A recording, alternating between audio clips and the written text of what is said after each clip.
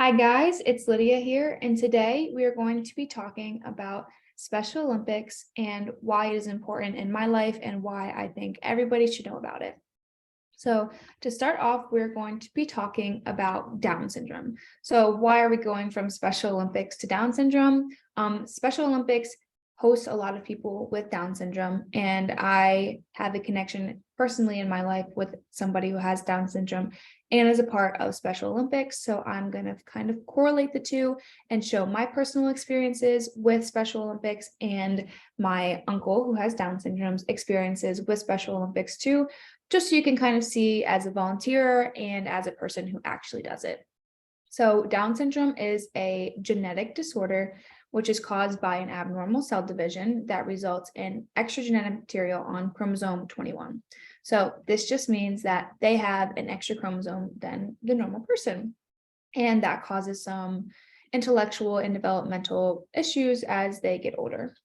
This is usually diagnosed while they're in utero, but it can also be diagnosed when they are born and they have things like a wider nose bridge, eyes farther apart, more like flattened face. They're usually shorter. And so you can normally tell when a person has Down syndrome. So Special Olympics is a place that people with Downs and other intellectual disabilities get to go and compete in sports. It shows that they should not be excluded from things like athletics, and they break down barriers and continue to grow.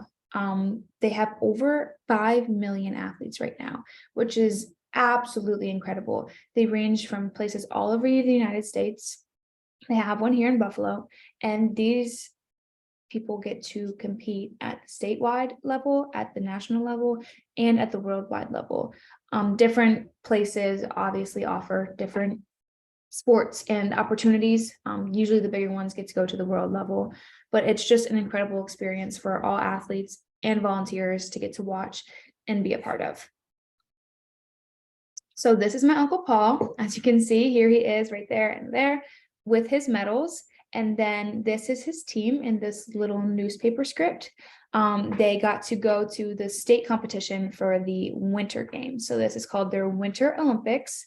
And his sport this winter was snowshoeing. As you can see here, he did a relay in snowshoeing, and he also did the 100-meter and 200-meter. The cool thing with Special Olympics is they follow the normal seasons of sports. So in the summer, they'll do swimming or running or tennis. In the fall, they can continue with these outdoor sports. The winter, they move more into snow activities, indoor activities like basketball and things like that. And then the spring, they move into track and field. So right now, my Uncle Paul is doing track and field. He does the 100, 200, 400 relays and shot put. So he gets to do a wide range of different sports. And the best part is he gets to pick the sport. So this spring he picked between swimming and track, and he picked track. So the best part about this is he gets to be a part of a team, something bigger than himself. So these are all his team members, and he just loves getting to communicate with them and be with his friends and get to compete with them. They're very competitive and they love to win. And what's even better is that they love winning together. And that's just so fun to watch them get to compete, especially when they started from not necessarily knowing how to do the sport to now they get to compete and win together. So here in Buffalo, there's Special Olympics in the North Forest office space in Worley. That's kind of where their home base is.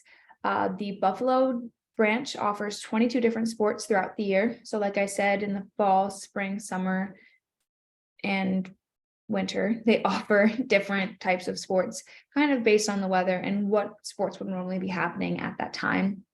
And here they have athletes at every training level, from state or region to worlds. And that's amazing that they get to send people to different places to compete, because here, while they're snowshoeing, they could be down in Florida playing tennis, which is just amazing. They get to go and experience and meet new people, and they promote teamwork and positivity.